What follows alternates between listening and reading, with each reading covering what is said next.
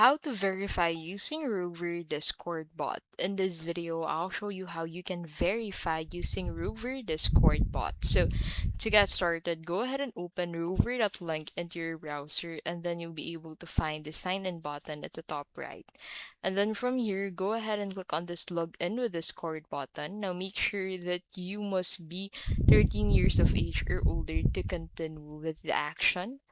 And then you'll get basically asked by Rover for the connection of your Discord account and your Rover account. So make sure to click on authorize to authorize the connection. And then after that, you'll actually be able to verify your Roblox account from there. If your Roblox account is connected to your Discord account, so head over to the verification tab. And if you haven't connected your Roblox account or verified your Roblox account yet on Rover, you can go ahead and find the option to connect your Roblox account through Rover. So simply select connect to Roblox, and then you need to confirm the connection between Roblox and Rover. And then once you have confirmed that, you'll be able to verify using Rover Discord bot. And that is how you can basically verify using Rover Discord bot.